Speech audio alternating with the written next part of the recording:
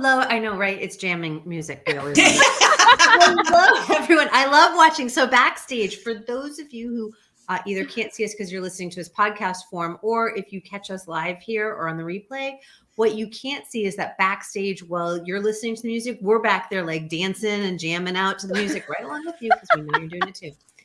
So hi, everybody. Welcome to, I don't even know what day it is, Friday, January 27th for Kick-Ass Conversations with Louise and Kim. And we are so happy to have Victoria Gallahger with us here today. You're going to learn a little bit more about Victoria in a little bit. But first, what's everybody celebrating this week? What are you celebrating? Let's see. I'll go. Yeah, go for it. Well, number one, I am celebrating this lovely, yummy cup of coffee. Number two, I am celebrating some released weight. I had put on a little bit of weight, and so I've been taking it off. Celebrating some jamming new clients this month. More clients coming in. I guess it's because it's January, first of the year. Everybody's wanting to make some changes. And my app that we've been working on for almost a year now is so close to being done. So I've got a lot to be grateful for, a lot to celebrate, and that music, I'm celebrating that upbeat. It does. Yeah, that's awesome. That's awesome. Yeah, lots to celebrate. It's funny. So my husband listens every week, and I love that he does that. Thank you, honey, for listening in. It's one of those things, and I've shared this before. It's like knowing that my mom, who's on a plane and is not watching this week, but my mom and my husband join us every week. At first I was like, man, are people going to think that's lame? And I'm like, I don't really care, because I am celebrating that my family loves me so much that they show up week after week to join us and be part of what we're doing and to learn from us and to learn from our guests. What we think about, what we want to talk about, and what we want to share with the world. So that's one of my celebrations. He's celebrating the fact that our daughter only has a cold, which I am too. She has been homesick for the last 2 days. I am celebrating, though, that because our daughter was homesick yesterday, I had the freedom to actually cancel a whole day of calls. I've created a life in which I can say to my clients and to others that I'm planning a meeting with, look, hey, I really need to put my family first right now. So I'm going to cancel this entire day of calls. And people understood, and they saw me as a human being, and right. And I feel so good about being able to be in a space where I can have that freedom, and that I have the people in my life that see me as a human being, that I see as human beings, and that we can just kind of show up and be there for each other in that way, and not push so much, because I lived a lot of that life in my previous careers, and I'm really glad that I'm not living that life now. So yeah. How about you, Louise? What are you celebrating? Well, I don't know if it's a celebration or something that I'm really proud of, I guess. And that's really about, I had some really difficult client conversations this week with a lot of the layoffs that are happening and people being really impacted by the economy, and just being able to really just hold space for people, and so that they are able to kind of process through all of that and come out the other side of a half an hour or 45-minute conversation with a little bit more joy, right? We laugh, we cry, we get to do all of that. And I'm just really proud and I guess honored to be able to be in that space with folks to help them navigate through some really tough times. Those folks that left, but also the folks that stay behind too. It's not an easy space to be in. And to be able to help folks navigate through that is kind of pretty awesome.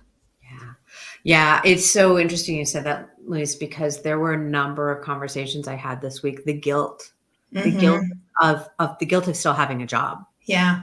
Whether or not it's in an organization that they were part of, they saw their friends laid off and they felt guilty about maintaining their job. But then also people who are employed by themselves who are like, I'm not going through that right now. And I feel badly that while things might feel different for me, they don't feel as hard.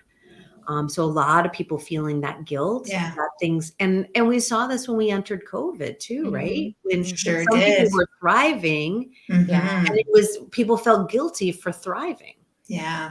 I can relate to that. I felt that way because I was already set up as an online business. So it wasn't anything new for me. So I was just kind of able to like be here when all of that was happening and, people are moving online. It's like, oh, hello, Join I'm me. already here. Here I So am. many people were like having to struggle or having to Yeah. figure things out.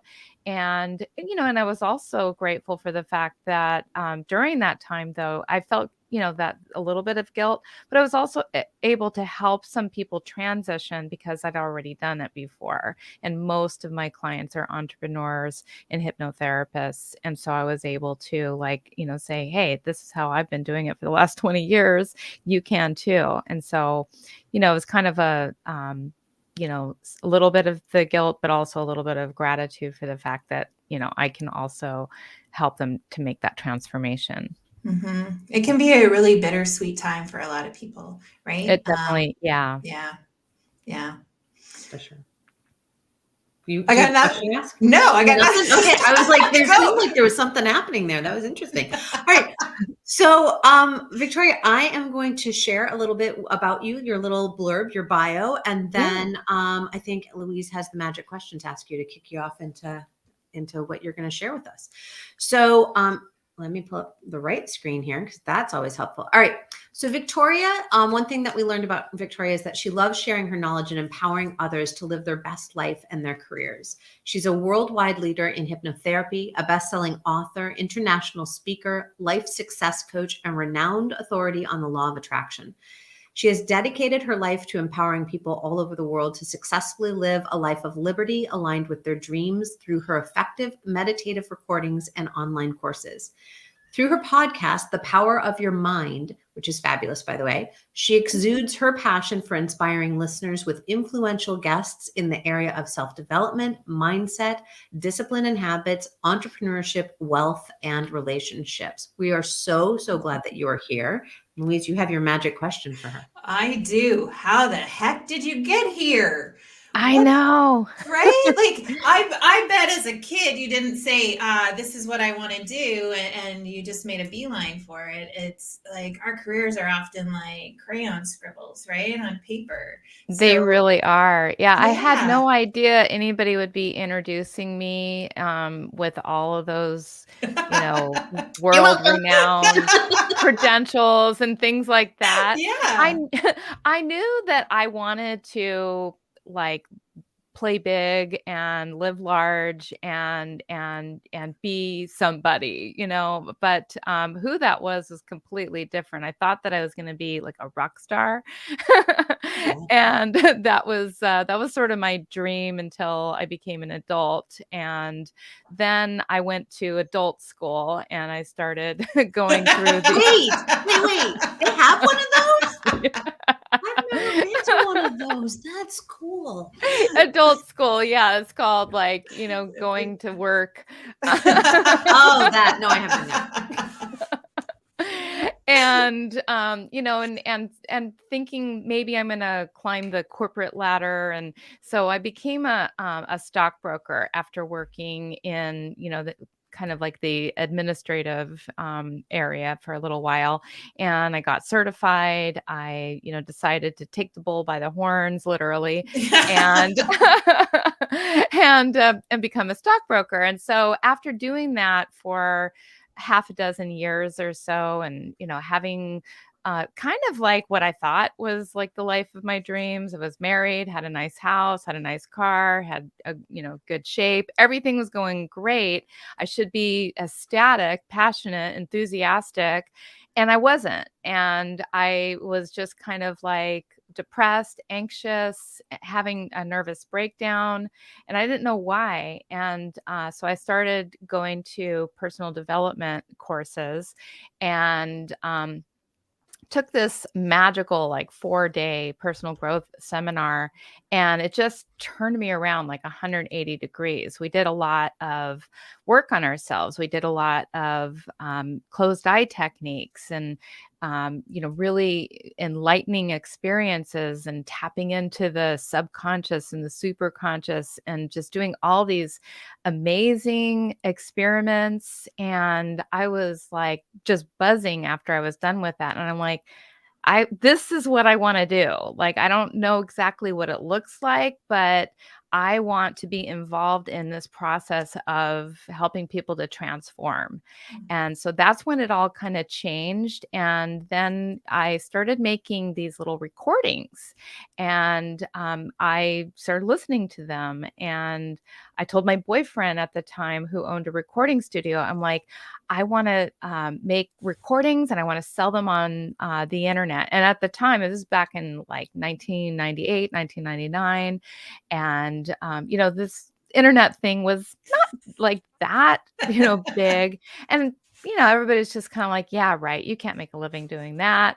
And so I decided I didn't know exactly how to get the credentials that I needed to make these recordings be effective and transformational. And so I just kept looking it up, and I stumbled upon a hypnotherapy certification training, and I'm like, oh, that's exactly what I need.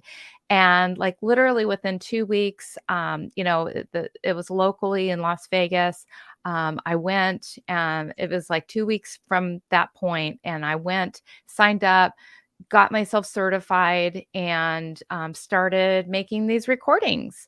And then I decided to just kind of take one step forward at a time. And before you knew it, I was getting my own office, starting to see clients. And within about 4 months after making that decision, my branch manager, where I was a stockbroker, found out what I was doing. And he gave me an ultimatum, and he said, you either have to keep doing what you're doing, and I like literally I was spending more money on my business than I was taking in at that time. So it was like no income, from like a 6-figure income to a no going into debt more and more every month. Yeah. Income, Yeah. outcome, outgo.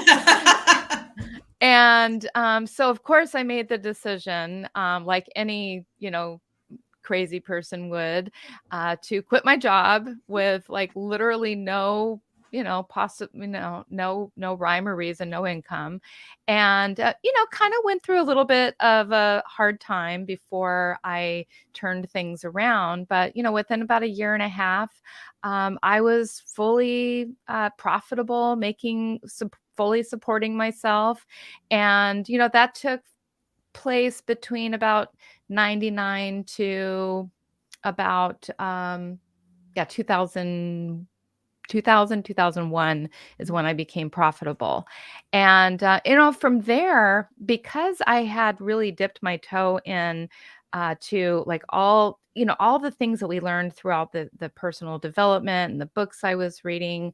We talked a lot of I talked a lot about law of attraction, but I talked about it kind of in a way that people didn't know what I was talking about. I would say, oh, you're very magnetic. You can attract things to you. There's this energy flow.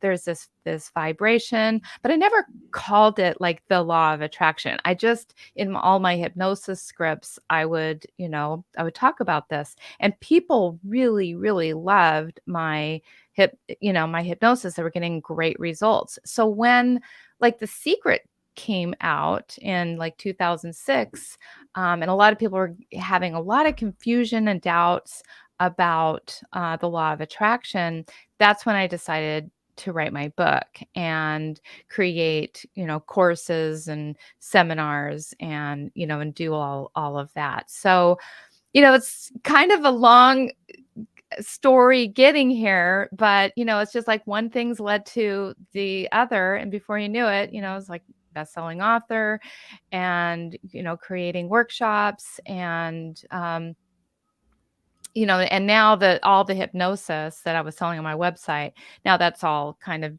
available on my apps. And so that's, in a nutshell, that's basically how I got here. What I love is that you had these little mini visions as it was coming. Like you didn't have the big vision of ending up where you are now. Yeah. You would take a couple of steps and then something else would open, and you take a couple of steps and something else would open, and you take a couple of steps and something else would open. So you were just one, yes, that is how law of attraction works. Like as you open yourself up to something, something comes closer to you.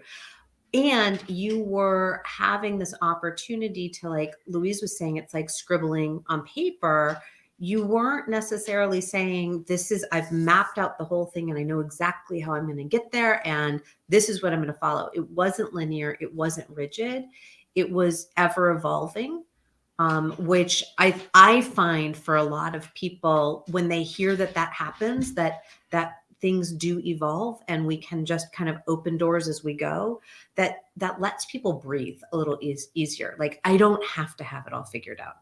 Exactly. You said it perfectly. And it's about like having sort of an intention, an overarching intention of where you see yourself, but also allowing yourself to be led by opportunities. Because when we're way too rigid and way too attached to all of the specifics, we can't really see, that's how we get in our own way. We can't really see all the opportunities that are always all around us if we decide that like it has to be this way, this exact career, this exact, having I knew I wanted to play big. I knew that I wanted to have a personal development empire.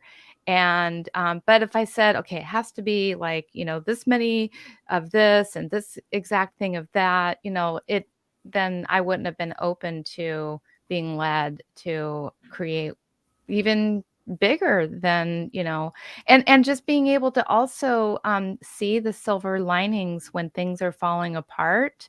So many times things are, falling together. I mean, I really did not expect that I was going to have to quit my job before having the income. But, so many people, I kind of look at that as a blessing now, because maybe I would have never had the courage to do that. And as time goes on, I was 28 then, and as time goes on, you have more responsibilities, you have bigger bills, you have bigger houses, all of that. It gets much, much harder for people to change and to just jump ship the way I did. So, it seemed like the worst thing in the world at that time, but I'm just so grateful now that happened. And there's just been so many other upsets like that when I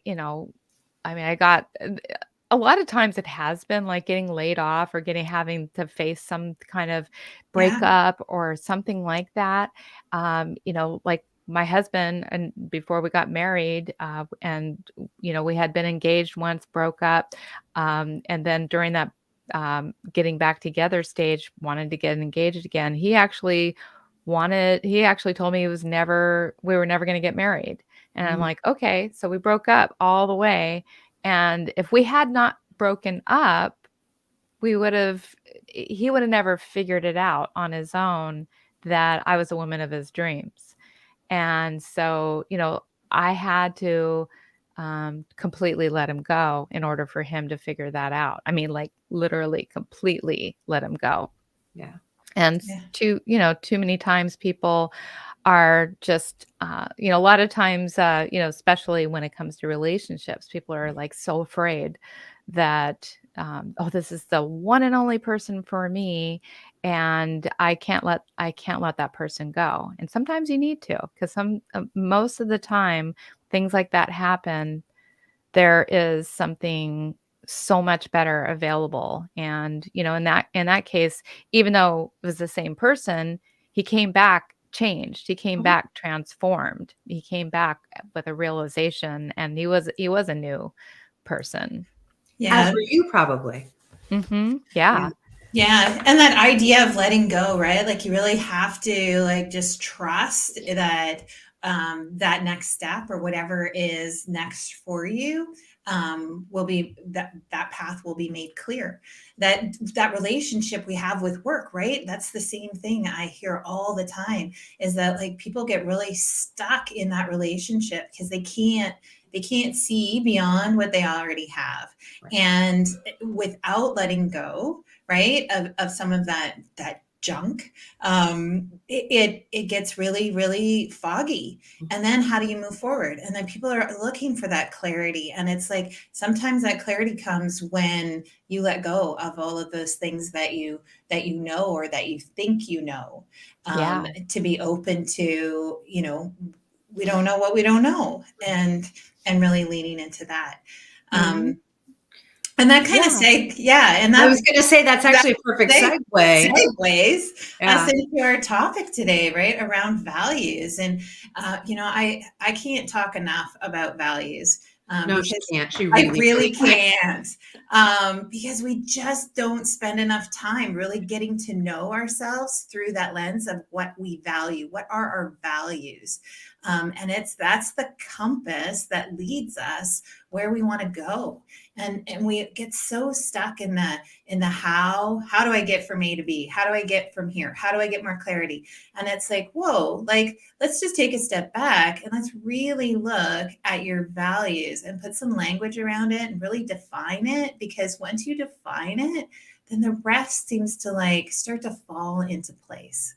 Absolutely. I couldn't agree more. I think that it was my values of integrity, my values of freedom, that ultimately led me to having to make that decision. It was almost like the integrity, it was so strong that like when I realized that I need to be working for myself, I need to create this company, I need to do this, I cannot do something that I'm no longer passionate about.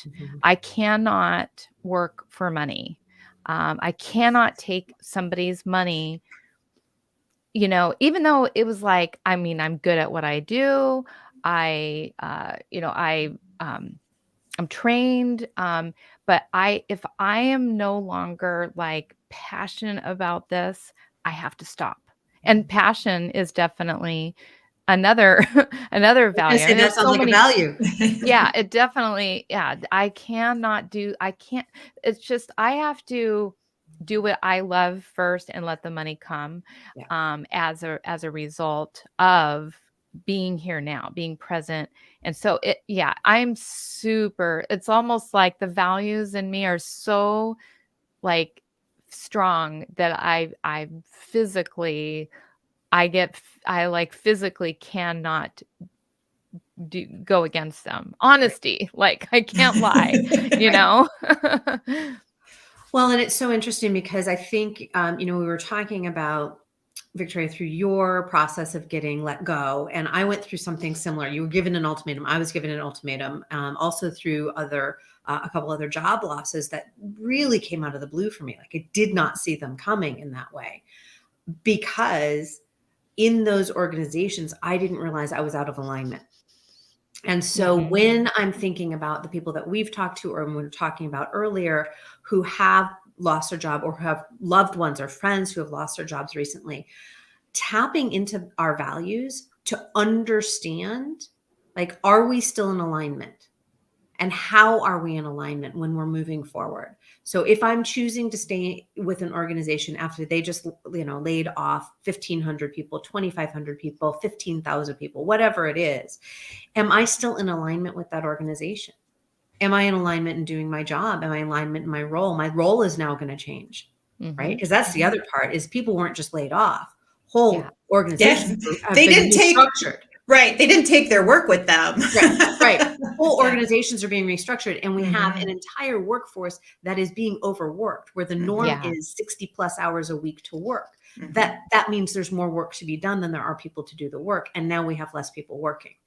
Yeah. So how are you still in alignment with that? So, and where are your values? Because your values may say, I am absolutely fine working 60, 70 hours a week with something that I care about, and I care about what this organization is doing. Fantastic. Then keep doing that. I'm not here to judge you. Like, not at all. But everybody needs to identify what those values are.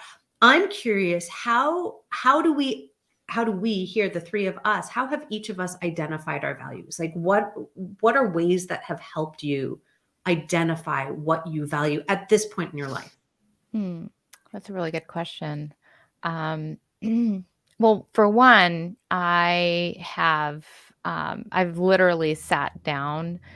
Like, I think the very first time I even learned about values was with Stephen Covey's book, The 7 Habits. Yep. And so that very first, and I actually, when I was a stockbroker, we went to a Franklin daytime. Remember they had the, we went to a training. And so that was the very, very first time where, he said, start with the end in mind, and like literally writing the eulogy for your funeral and how do you want to be remembered.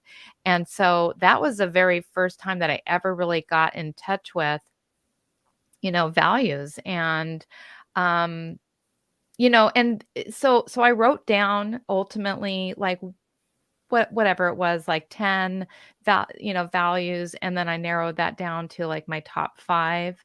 But then from there, I've gone through life and I've made mistakes. I've made bad decisions, bad choices.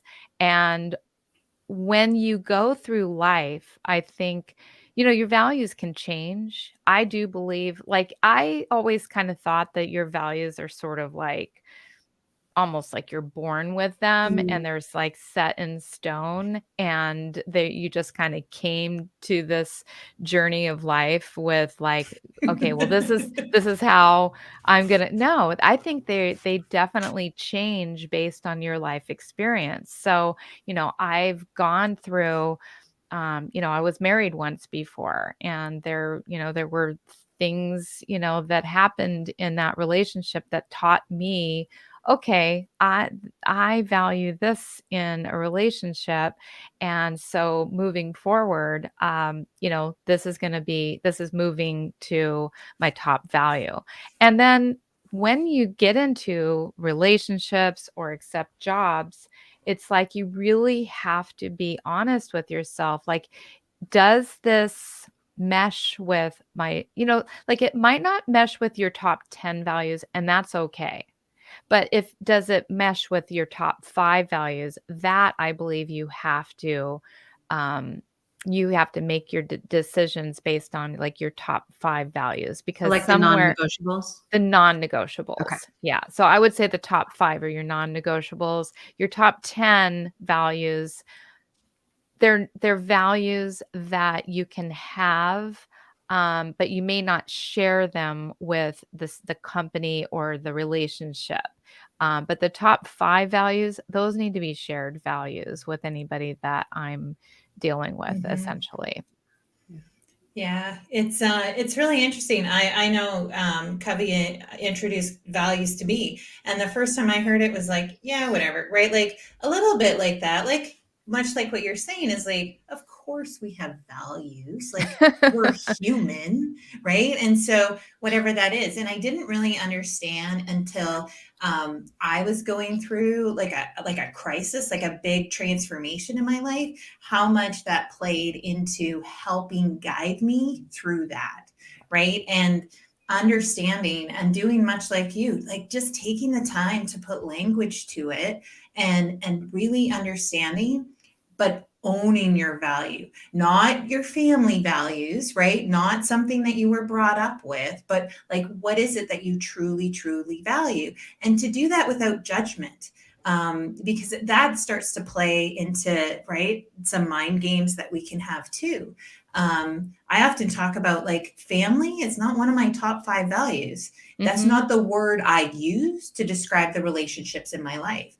And so that was a really hard thing for me to let go of, is like, well, of course, family is important, right? My relationship with my son and those people in my life, very, very important. But that's not the word I use. So to let that go was really like, that brought even more clarity to like where I was and what drives me. And so spending the time to really understand, like finding that word that resonates without judgment, without that junk that comes from our past, to say, these are my values right now. And I love too what you said, Victoria, because I believe that to be true, is that our values do change. They're not here, right? They're both from our circumstance and what's important in our lives right now and who we are. Absolutely. Yeah. Yeah, it's really interesting because you talked about kind of this idea that they're not static 100%. We grow and we change, and that they can give you, like, you had to let go of the family, right? Like let go of this word family. For me, it was almost the opposite, where my number two value, probably not a surprise, number one value is love. Number two value is appreciation of excellence and beauty. And for me, it was really, I was like, well, of course I love beautiful things. I love aesthetically beautiful things. I like things to have a place and to look good and to feel good. I was ashamed that was in my top 5. Because I was like, that makes me shallow. So I was judging myself. So sometimes as we uncover what these values are, it can bring up this whole thing. I went through this whole period of time. I'm like, oh my God, that's what, right? Like, that's how I show my perfectionism. Holy shit. There's something, like, it became really hard for me. And then I was like, oh no, but I really do. I like things that look nice. I just, like, it drives me nuts that my hair is frizzy today. I'm not going to make a big deal out of it. I'm going to still show up, but I'm like, ooh, okay, I have to breathe through it, deal with it, and move on. But it's because it affects me. And I can use that with my family. It gives me language. It gives me, honey, I know you're listening, but it like gives me language to be able to say to my family, hey, just so you're aware, like, this plays into something that's really important to me. I get that you don't care that the pictures don't look right on the wall. I do. It matters to me that we picked the right color flowers to use. Like, that matters to me. And it makes me feel better having it that way. And it's not about control. It's just because that's who I am.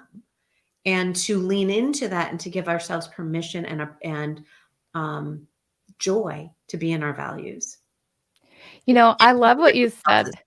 I love what you said, Kim, because it really brought up one of my top values, and it's a new value. But I also think that values can help us to elevate, because it's like you have values based on where you want to be, maybe not necessarily where you are now.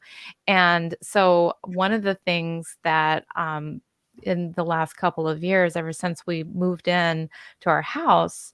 But I realize this applies to everything in my life now. And it's the value of cozy. It is called the cozy value. And it's like, if it's not cozy, and like literally we evaluate every single thing that comes into this house, every appliance, every, the way we decorate, everything I buy to wear. I want to be cozy. And it doesn't seem like you might judge it, or I might judge it as silly, but it's, it really, it makes me feel good. And isn't that the point? Is to like have pleasure and in our lives, and to be able to walk into a room and say, oh, this is my cozy space. And every single room needs to, every little piece of furniture, every little thing needs to, everything we drink, everything it's like, it just needs to hit that value. And then you're elevating your life, and you're living the life of your dreams. That's how you live the life of your dreams, is you create values that are in alignment with the life of your dreams. Yeah, I love that, because values are aspirational, right? We don't walk around living our like that. Talk about rigid, right? Rigid and static. If we only operated from our values all the time, and we didn't blend and create some flexibility in them, that's not like, they are aspirational. They give us a guide. They give us the GPS of where we want to be. Yeah. Right. And then I also love you touched on this. It's how you feel, because our values do trigger our emotions. So if we value collaboration, right? I have a lot of clients where collaboration is a big value of theirs. If they value collaboration and they're working in an environment that's like they say they're collaborative, but they're not actually collaborative, they're not going to feel good in their job. They're going to create stories about why they're not feeling good in their job when they're just out of alignment with their values. So it really becomes that GPS that puts us on the path to be able to, as you said, create the vision, create the life that we want, because it guides us to that place by saying, this is what I value. This is what is important to me. And I love that, whether it's 5, 6, 3, 10, whatever it is, that number that's your non-negotiable, Mm-hmm. right? Like creating that non-negotiable list of like, this is what's important to me. One of the places you both talked about Covey, I was introduced to Covey too. I don't know if that's the first place I learned about values or not, but absolutely a great way. I think I initially had the same response that you had, Louise, which was like, who cares? Whatever. Have another assessment, whatever. Now I like live and breathe by these things. One of the other places that I love to use to help people with values, it's called Values in Action. And it looks at values slightly differently than like just a list of words that you kind of circle what you value, which a lot of people have seen that exercise that comes into a lot of corporations to create that exercise. I find Values in Action super helpful, and I don't get any money from this, but I find Values in Action super helpful because it talks about values in a slightly different way. It talks about character values. So it's more in alignment with what we're talking about with values versus like, I value money. Well, yeah, I love money. Money loves me. Great, fantastic. But I don't value money in that same way. It's not a character value, right? Right. So that I'm just going to throw up this little link right there in case you're interested in checking out or anything else, but it's this thing called Values in Action, which looks at it differently. Yeah. Just as a way to kind of help our listeners think about finding their own values. Right. Because Covey's great. Mm-hmm. The lists are great. And I think there's just another way that we can kind of dig in and get under our Yeah. values. No, I like that. Because a lot of my values really are character driven. Like, I mean, definitely integrity. I would absolutely say that of every other value there could possibly be, like that's number one. Like there's like zero, I mean, and that just, that has, I mean, when you're dealing with any kind of relationship, but integrity with myself as well. Mm-hmm. And then integrity even in dealing with people who, whether they have integrity or not, like me dealing with somebody who's not in integrity is out of integrity. So it's like, it's one of those character values that like, I would definitely say, I honestly, I can't like think of one that's more important than that for me. There are others, but I'd love to check that out, that website. Yeah, it's pretty fascinating. Oh, good. You're not in like Maybe it's all right. maybe okay. Louise has a little construction going on behind her too. So yeah, and I'm going to drop a link too in the show notes for the worksheet that I use with my clients. I'll gladly share that. And it gets around like really kind of digging into like define what that word means to you. It's not just a word on a page. It has a meaning. It has something there. And when you do that, I think it starts to reveal where I call them crunchy bits, those spots in your life that just are not smooth, or like sand in the gears, and it just feels crunchy. Well, if you got some crunchy going on at work or in a relationship, like that values, like, and identifying what that is, that misalignment, that's the sand in those gears. Like that's really what's happening there. Mhm. And to look at what that is. What I'm curious, so like in your career journey, Victoria, like that big pivot, that moment where you were like that from stockbroker to entrepreneur, like really when we look back, kind of snap the fingers, right? Like Yeah. giving that, what's that value that like, where was the crunchy bit for you there? That's when the integrity value really started setting in, because I literally couldn't even get out of bed in the morning to go like to work at 6 a.m. Like I was like starting to waver and go in like at 10. And I'm like, oh, I'm not living, I'm not whole and complete in this role anymore. And like this role is I'm not living according to what they expect of me, and I'm not living according to what I expect of myself. And that's kind of how I define integrity is doing it 100% up to the standards that you expect of yourself and that somebody else expects of you.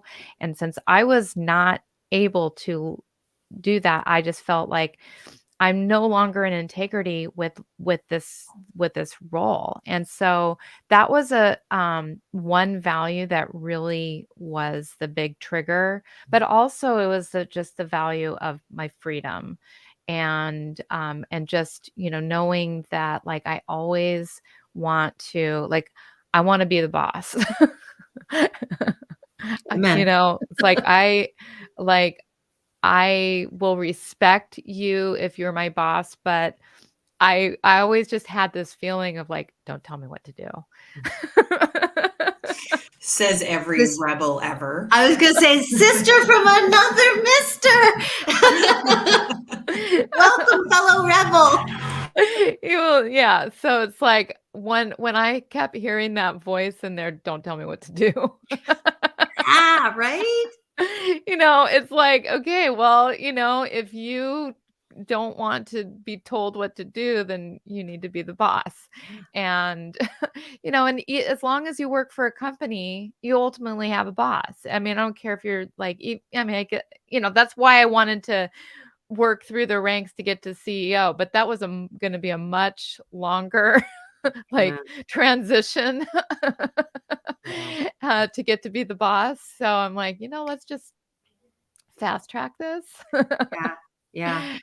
Yeah. I And had such a similar circumstance because I had, and this is where my values came into play for sure in terms of what's my next big step. Because I also was told I needed to stop my side gig. And my side gig, right? I was doing some coaching, I was doing a little consulting, and I was helping individuals and I was working in the nonprofit sector. And I was told I needed to stop helping other nonprofits. And I was like, but I'm not doing any of the same work that I'm fundraising and doing volunteer management for you. What I'm helping them with is do their 501c3s and set up their boards and work on their communications. Totally different. I'm not fundraising for them. I'm not helping them in the same way. There's clear boundaries. They know who I work for. Like, I'm above board. I'm even telling you I'm doing these things. And it was like, you have to make this decision. You have to say one or the other. I'm like, okay, then I'm with them and I'll start charging, because I was doing it for free. Now I'm like, right? Because my coaching clients paid me, but my nonprofit clients did not, because I was volunteering my time. You can't tell me where I volunteer. Like, no, hell no, you don't get to tell me what to do. This is my life. Yeah. Guess which one that triggered, which value that triggered. It's for sure that freedom thing. And honestly, it is, there's a value for mine that deals with being visionary. Like there's that big picture thing. Really need to be able to see the bigger picture. And I felt like they had such a narrow vision. And so, and when I stepped back, I realized that was my crunchy bit, Louise, right? That was the sand in the gears. In my entire role in that organization was I was feeling like they were their scope was this big, and I was seeing the picture here throughout my tenure there. And I was like, let's take a bigger look. Let's really be visionary and make some epic shit happen in the world. But they didn't want to do that. They wanted to stay like this. And I'm like, okay, well, that's grinding. I feel like we could continue having this conversation for so much longer. This has been amazing and so much fun to dig into values and just, there was a reason why we titled this one Exploring Values, because we knew it wasn't going to be like a hard and fast, this is what values do, but a true exploration of values and how they show up for ourselves in our lives and how we deal with them, right? Yeah. So, And I'll admit, I mean, this isn't a topic I discuss on a daily basis. And, so when I was coming on here, it's like that one definitely hit me the most. But it was like I had no idea that we were going to go this deep into it, and that I was actually going to have a fair amount to contribute. So I really appreciate this topic that you brought up. Wonderful. Well, we appreciate you being here and for bringing your whole self here and for being just kind of open to the experiment of having this roundtable conversation and exploring this with us. It has been such a joy having you here. Before we do all the wrap up stuff, let's do our golden nuggets. What are our takeaways from this juicy conversation today? I'm going to go first because I have a break in the noise behind me. I love, Victoria, early on, you said around how values can elevate us and how when we know what that is, we're really grounded in our values, and then we can start to see and start to like use that value to really elevate and drive us forward. Where we're not living in a value, that's an opportunity to really elevate yourself and to move yourself in that direction of right towards that beautiful life, towards that life that fits and feels good. And I love that. It just stuck with me from I think you said it like probably in the first 5 minutes we were chatting, and that's a beautiful way to look at it and to actually to use your value to like move you forward in your life. Like this isn't just career stuff either that we're talking about, right? Like we're talking about all kinds of places and spaces that values come into play, and how do we elevate ourselves towards that life we want. I love that. Thank you for sharing that. Yeah, you're welcome. You're welcome. Well, I really, it really struck me when you talked about the character values rather than getting all caught up on the more superficial type of values. And I think that that really sat with me. I feel like if you were to focus, not that we don't love money or our health or our relationships and love and things like that, but it's who we are that ultimately is creating our life. And so that really actually struck a chord with me when you talked about the character values, for sure. Oh, fantastic. So I think for me, it was a thread that came through the conversation, and it's this thread of no matter how we get to our values is to understand that they are living and breathing and they grow with us, and that continually circling back to them so that they can be our guide, right? So that they can get us to that aspirational elevated place that we're heading to, but also so that we can know when and when we're not in alignment. Just being in touch with them, being open to them changing over time, and being willing to explore and experiment with them. I think that's a big thread that I saw throughout our conversation. That's my big takeaway for today. Yeah. I love that. Using your values, right? It's not just about knowing what they are. They're actually like, you get to use them. Yeah. And we have some really great conversations like this in our collective, your Kick-Ass Career Collective. So we welcome everyone to pop on over there and check it out, where we will no doubt over the coming weeks be talking about values and how to integrate that, how to elevate yourself, how to bring them out. And those are some of the great conversations that we have in that community. So please go and check that out. We encourage you to do so. Yeah, super fun. It's super fun. I just wanted to do a Yeah. little shout out that we actually are opening our winter cohort soon, and we are going to be having a free training. So we're going to be launching a new course, and we're going to be filming that course live at the end of February. So if you're interested in learning more about that, there will be more information to come about that. So we're excited that we're getting ready to launch that too. Yeah. We want to now let everybody know how to find you, Victoria, and all of the amazing, juicy things that you're doing. So I'm going to pop your website. Absolutely. Right there.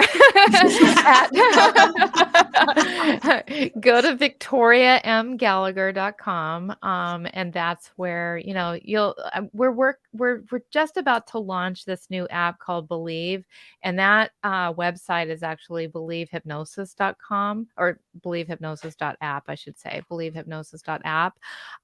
But my main website, everything links there, the coaching, the courses, the books, the apps, everything. So thank you very much, you guys, for having me on your kick-ass conversations. I would definitely say it was a kick-ass conversation. And I really, really appreciate you and your listeners. Fantastic. Well, we appreciate you for being here, and keep doing kick-ass stuff in the world, because you really are. I mean, Absolutely. It's very, very cool. And come back anytime. We loved having you. So, thank you so much. Thank you very much. To listeners in the world, we thank you for sticking with us. We know it was a little longer than we normally do, but it was such a good, juicy conversation. We really didn't want to let it go. So have a fantastic weekend, everybody. And we will see you back next week, February 3rd, when we're going to be talking about owning the interview. And when we're talking about that, it's not just the job interview, because we interview all the time. When we live through our lives, we are constantly in these places. So I think it's going to be an interesting conversation with Amber Brabrand. And it's February 3rd, 2 p.m. here live. We are excited to welcome her. Victoria, again, thank you. And we will see everybody next week. Thank you both. Thank you so much. You're welcome. Thank you. Bye for now. Bye.